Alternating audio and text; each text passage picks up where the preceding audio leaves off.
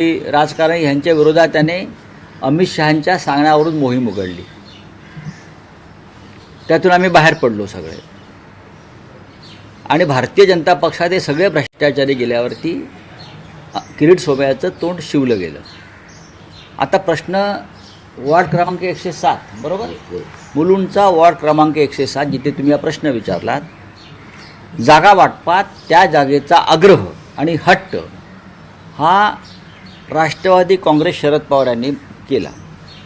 आम्ही त्यांना सांगितलं की ती जागा अत्यंत नाजूक आहे, आम्हाला ती लढणं गरजेचं आहे, पण आमच्याकडे चांगले उमेदवार आहेत, आपण सगळे मिळून ती जागा जिंकू. मग शेवटी नाईलाजानं आम्ही ती जागा त्यांच्याकडे दिली. त्यांच्या कोणी कार्यकर्त्याला तर उमेदवारी दिली, पण आम्ही सगळ्यांनी ठरवलं की राष्ट्रवादी काँग्रेसच्या उमेदवाराच्या मागे आपण उभं राहायचं.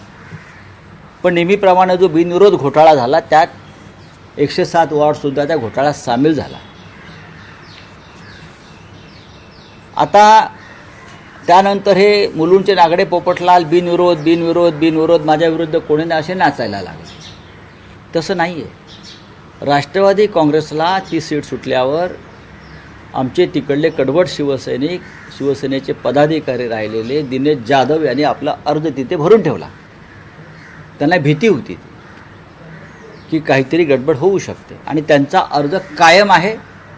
आणि कालच ते पत्र कुठं आहे, कालच माननीय शिवसेना पक्षप्रमुख उद्धव ठाकरे यांनी दिनेश जाधव हे अधिकृतपणे शिवसेना पुरस्कृत उमेदवार आहेत हे पत्र काल दिलेलं आहे.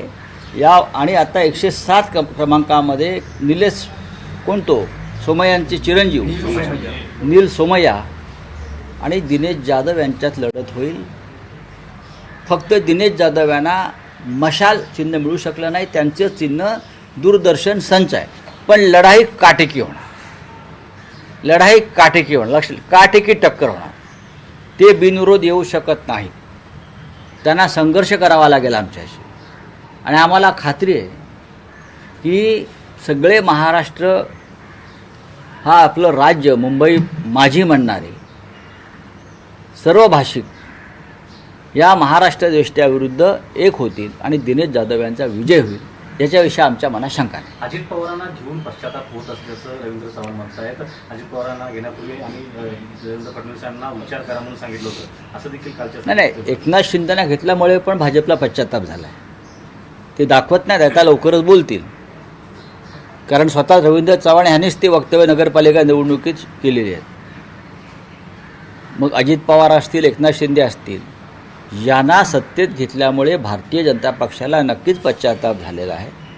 पण दिल्लीतले जे 2 नेते आहेत प्रमुख, त्यांच्या हट्टाखातर ते आजही सत्तेमध्ये आहेत, अमित शहा आणि मोदी. पण हे टेम्पररी व्यवस्था, ही तात्पुरती व्यवस्था आहे. पश्चाताप दिल्लीलाही होतो आहे आता, पण त्यांना काही दिवस ढकलायच्या, खास करून महापालिका ढकलायची आहे. त्यानंतर मग हा पश्चाताप उघडपणे बाहेर येईल, उद्रेक होईल आणि महाराष्ट्राच्या राजकारणामध्ये 100% उलथापालथ होईल. आत्ता त्यांचे सगळे लाड पुरवले जात आहेत. सध्या भारतीय जनता पक्षाबरोबर सत्तेत असलेले अजित पवार हे भारतीय जनता पक्षाच्या भ्रष्टाचारावर बोलत आहेत आणि तरीही सत्तेत आहेत. बरोबर आहे. हा एक महाराष्ट्राच्या राजकारणातला फार मोठा चमत्कार आहे. तरी ते सत्तेत आहेत आणि ते सांगतायत माझ्यावर 70,000 कोटी घोटाळ्याचा आरोप करणाऱ्यांबरोबर मी सत्तेत आहे.